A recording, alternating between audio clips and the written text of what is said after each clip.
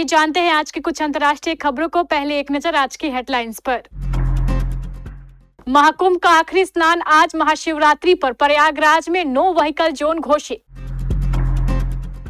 पहाड़ों पर बर्फबारी का दौर, पंजाब हरियाणा में बारिश। महाकाल मंदिर में भक्तों का सैलाब, ढोल नगारों के बीच बाबा की भस्म आरती। बेकसूर बाप बेटे की हत्या के लिए सज्जन को उम्र कैद की सजा। 200 करोड़ का नुकसान, कुछ लोगों के हाथ में पूरा शराब कारोबार। आदिवासियों का केदारनाथ है ये शिवलिंग, यहां नदी के भीतर महादेव का निवास। अमेरिका से खनिज सौदे पर यूक्रेन तैयार, डील पर मोहर लगाने यूएस जाएंगे जेलेंस्की। क्या डोनाल्ड ट्रंप को पुतिन पर है यकीन? यूएस प्रेसिडेंट के जवाब ने सबको चौंकाया। विकी कौशल की छावा का 12वें दिन बॉक्स ऑफिस पर तूफान, बाहुबली 2 का रिकॉर्ड तोड़ा। और हारे तो कहानी खत्म, ग्रुप बी में फंसा पेंच। महाशिवरात्रि पर महाकुंभ का अंतिम स्नान आज हो रहा है। आस्था के सबसे बड़े समागम प्रयागराज महाकुंभ में देश विदेश से हजारों श्रद्धालु पहुंच चुके हैं। गंगा, यमुना और अदृश्य सरस्वती के त्रिवेणी संगम में डुबकी लगाएंगे। 13 जनवरी से अब तक 64 करोड़ 33 लाख श्रद्धालु स्नान कर चुके हैं। मंगलवार को ही त्रिवेणी संगम पर श्रद्धालुओं का जनसैलाब उमड़ पड़ा था। चारों ओर श्रद्धालु ही दिख रहे थे। संगम तट तीर्थयात्रियों से पटा हुआ है। सुबह से शाम तक और आधी रात से भोर तक इस पवित्र नगरी में मानवता के विशाल समागम में आध्यात्मिक स्नान का चक्र बिना रुके चलता रहा। 24 घंटे श्रद्धालु समागम में डुबकी लगा रहे हैं। सोमवार देर रात करीब 1:30 बजे तक देश का अधिकांश हिस्सा सो रहा था, तब संगम तट गुलजार था। आज अंतिम स्नान के साथ ही महाकुंभ का समापन हो जाएगा। इसको लेकर श्रद्धालुओं की भीड़ चरम पर है। प्रयागराज के सभी एंट्री पॉइंट पर जाम जैसे हालात बने हुए हैं। वहीं मंगलवार की शाम 4 बजे से मेला क्षेत्र और शाम 6 बजे से कमिश्नरेट प्रयागराज को नो व्हीकल जोन घोषित कर दिया गया है। मौसम विभाग के पूर्वानुमान के मुताबिक गुलमर्ग सहित कश्मीर के कुछ पहाड़ी इलाकों में बर्फबारी शुरू हो गई है। मौसम वैज्ञानिकों ने अगले 3 दिनों के लिए येलो अलर्ट जारी किया है, क्योंकि एक मजबूत पश्चिमी विक्षोभ के प्रभाव से कश्मीर और चिनाब घाटी क्षेत्रों में व्यापक बर्फबारी की उम्मीद है। शोपिया, कुलगाम, बांदीपुर, गुलमर्ग सहित उत्तर और दक्षिण कश्मीर के कुछ इलाकों में भारी से बहुत भारी बर्फबारी की चेतावनी दी गई है। इस मौसम से हवा परिवहन में व्यवधान पैदा कर सकती है। इसके अलावा स्थानीय मौसम कार्यालय ने मंगलवार को कहा कि 27 और 28 फरवरी को हिमाचल प्रदेश में अलग अलग स्थानों पर भारी बारिश या बर्फबारी होने की संभावना है। महाशिवरात्रि के पावन अवसर पर उज्जैन में बाबा महाकाल की विशेष भस्म आरती हुई। इस पावन अवसर पर मंदिर के पट 44 घंटे तक खुले रहेंगे। इस दौरान करीब 10 लाख श्रद्धालुओं के दर्शन की उम्मीद है। देश भर में शिवरात्रि की धूम है, लेकिन उज्जैन में इसका अलग ही महत्व है। यहाँ भस्म आरती, विशेष श्रृंगार और शिव नवरात्रि जैसे आयोजन होते हैं। सेहरे का प्रसाद बांटा जाता है, जिसे लोग बहुत शुभ मानते हैं। महाशिवरात्रि के मौके पर उज्जैन के महाकालेश्वर मंदिर में भक्तों का सैलाब उमड़ पड़ा। सुबह 3 बजे बाबा महाकाल का विशेष पंचामृत अभिषेक हुआ और भस्म आरती की गई। देश के कोने कोने से श्रद्धालु बाबा के दर्शन के लिए उज्जैन पहुंचे। मान्यता है कि महाशिवरात्रि पर बाबा महाकाल के दर्शन का विशेष महत्व है। दिल्ली की राउज एवेन्यू कोर्ट ने मंगलवार को कांग्रेस के पूर्व सांसद सज्जन कुमार को 1984 के सिख विरोधी दंगों के दौरान एक बाप बेटे की निर्मम हत्या के लिए उम्र कैद की सजा सुनाई।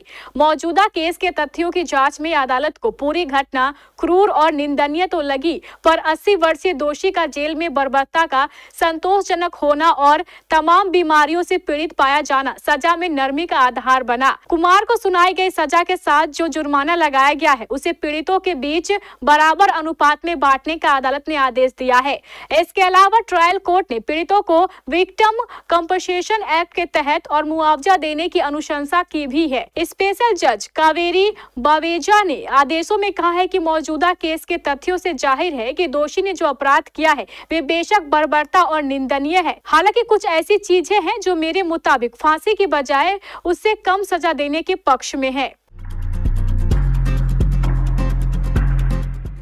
विधानसभा में मंगलवार को एलजी के अभिभाषण के बाद मुख्यमंत्री रेखा गुप्ता ने दिल्ली में शराब के रेगुलेशन और आपूर्ति से जुड़ी सीएजी की पहली रिपोर्ट विधानसभा में प्रस्तुत की। सदन में मौजूद सत्ता पक्ष के सभी सदस्यों ने मेज पे थपथपाकर इसका स्वागत किया। विपक्ष के विधायकों को एलजी के अभिभाषण के दौरान हंगामा करने की वजह से स्पीकर ने पहले ही दिन भर के लिए बाहर कर दिया। ऐसे में विपक्ष की गैर मौजूदगी में ही इस सीएजी रिपोर्ट पर चर्चा की गई। नॉन कंफर्मिंग बोर्डों में रिटेल शॉप्स नहीं खोलने के कारण 941.53 करोड़ का सरेंडर किए गए लाइसेंस देने के लिए दोबारा टेंडर करने में विफलता के चलते 890 करोड़ रुपए का कोविड-19 का हवाला देते हुए आबकारी विभाग की सलाह के खिलाफ जाकर जोनल लाइसेंस धारकों को लाइसेंस फीस में छूट देने के लिए 144 करोड़ रुपए का और जोनल लाइसेंस धारियों से उचित सिक्योरिटी डिपॉजिट कलेक्ट नहीं कर पाने के कारण 27 करोड़ रुपए का नुकसान हुआ। झारखंड की राजधानी रांची से करीब 35 किलोमीटर दूर पर स्थित भगवान शिव का अनोखा मंदिर है। यह मंदिर एक गुफा के अंदर है और ये गुफा कांची नदी के भीतर है। हालांकि पानी का लेवल थोड़ा कम रहता है तो भक्त आसानी से शिवलिंग के पास पहुंच जाते हैं। अगर पानी का स्तर थोड़ा भी ज्यादा होता है तो दूर से ही प्रणाम कर लेते हैं, क्योंकि नदी के भीतर एक छोटी गुफा से होकर ही भगवान शिव तक पहुंचा जा सकता है। आदिवासियों का ये बड़ा धार्मिक स्थल है। आदिवासी यहाँ विराजे महादेव को केदारनाथ की तरह मानते हैं।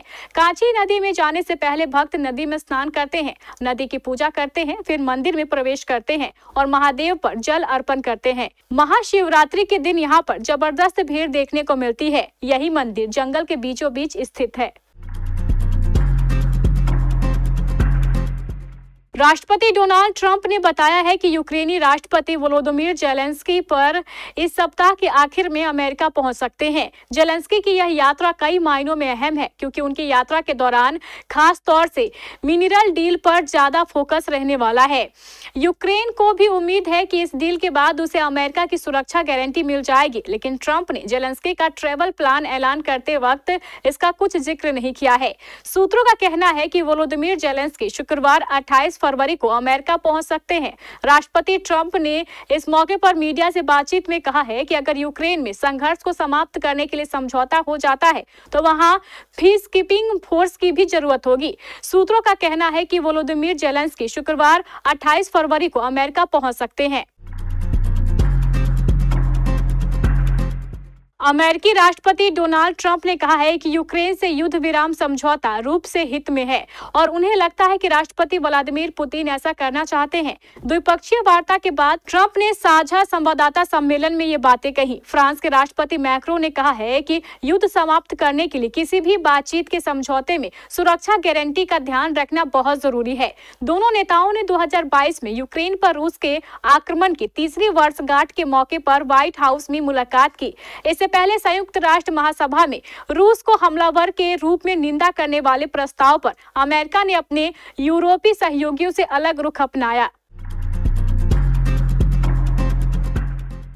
विकी कौशल और रश्मिका मंदाना की फिल्म छावा की हर जगह चर्चा हो रही है। इस शानदार फिल्म को लक्ष्मण उटेकर ने बनाया है। फिल्म की कमाई हर दिन नए सरप्राइज दे रही है। अब दूसरे मंगलवार को भी फिल्म ने झंडे गाड़ दिए हैं और रिकॉर्ड भी ब्रेक कर दिया है। सैकनील की रिपोर्ट के मुताबिक फिल्म ने दूसरे मंगलवार को 17 करोड़ की कमाई की। फिल्म की 12वें दिन की कमाई के आंकड़े अभी ऑफिशियल नहीं हुए हैं, पर अगर फिल्म 12वें दिन 17 करोड़ का कलेक्शन करती है तो फिल्म का टोटल कलेक्शन 362.25 करोड़ हो जाएगा। दूसरे हफ्ते में भी फिल्म धुआंधार कमाई कर रही है। चैंपियंस ट्रॉफी का हर एक मुकाबला अब एक नॉकआउट मैच साबित हो रहा है, यानी किसी भी टीम के लिए एक हार और टूर्नामेंट से उसका पत्ता कटना तय है। ऐसे ही एक बड़े मुकाबले में आज इंग्लैंड की टीम का सामना अफगानिस्तान से होना है। ग्रुप बी का यह मुकाबला तय करेगा कि कौन सी टीम आगे बढ़ेगी और कौन सी खाली हाथ घर लौट जाएगी। इंग्लैंड को पिछले मैच में ऑस्ट्रेलिया से हार मिली थी, वहीं अफगानिस्तान को साउथ अफ्रीका ने हराया था। वहीं ऑस्ट्रेलिया और साउथ अफ्रीका के बीच होने वाला मैच बारिश के चलते धुल गया। ऐसे में ग्रुप बी अब पूरी तरीके से फंस चुका है। इंग्लैंड का वनडे क्रिकेट में दबदबा अब काफी पुरानी बात हो गई है। ऑस्ट्रेलिया के खिलाफ अगर उसके बल्लेबाज चले तो गेंदबाजों ने निराश किया और टीम 350 से ज्यादा रन बचाने में कामयाब नहीं हो पाई। जहां तक पहले मैच में इंग्लैंड की बल्लेबाजी का सवाल है तो यह नहीं भूलना चाहिए कि ऑस्ट्रेलिया के सभी बड़े गेंदबाज इस टूर्नामेंट में नहीं खेल रहे हैं।